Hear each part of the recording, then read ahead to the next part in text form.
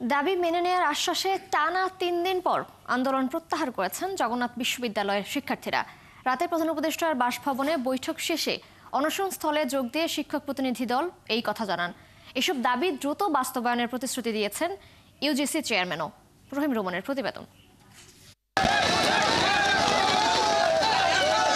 Long March two Jamuna ঘোষণা করে প্রধান উপদেষ্টার বাসভবন ঘেরাওয়ের ৩ দিন পর জগন্নাথ বিশ্ববিদ্যালয়ে হল নির্মাণ সহ সব দাবি মেনে নেয়ার পর ঝুম বৃষ্টি উপেক্ষা করে শিক্ষার্থীদের এই বাঁধভাঙা উল্লাস।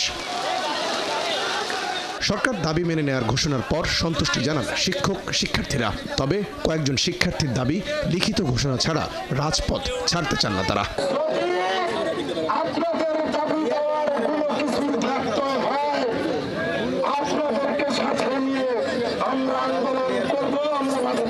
আমাদের সিদ্ধান্ত এখন আমরা সম্পূর্ণটা বুঝে পাইনি। আমাদেরকে এখন আমাদের সাথে বৈষম্য করা হচ্ছে। আমরা সম্পূর্ণ আমাদের ৩ দফা দাবি সম্পূর্ণ পরিপূর্ণভাবে বাস্তবায়ন না হলে আমরা এখান থেকে যাব না।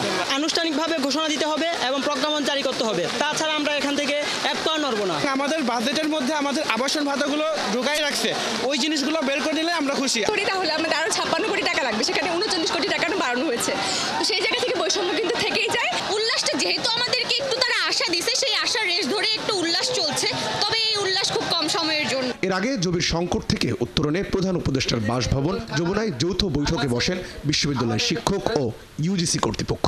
বৈঠকের পর দাবি মেনে নেওয়ার নীতিগত সিদ্ধান্ত জানিয়ে অনশনরত শিক্ষার্থীদের পানি পান করান। এরপর বৈঠকের সারাংশ তুলে ধরতে আন্দোলনরত শিক্ষার্থীদের সামনে আসেন শিক্ষক প্রতিনিধিরা। তারা জানান ৩ দফা দাবি মেনে নেওয়ার কথা জানিয়েছেন ইউজিসি চেয়ারম্যান, ছিলেন বিশ্ববিদ্যালয়টির উপাচার্য।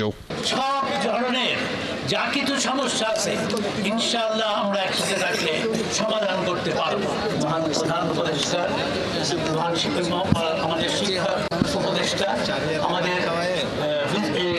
ফাইন্যান্স উপদেষ্টা সহ অন্যান্য সব উপদেষ্টা নিয়ে আমরা কাজ করেছি। আমি বলবো সফল হয়েছি আল্লাহর অশেষ রহমতে।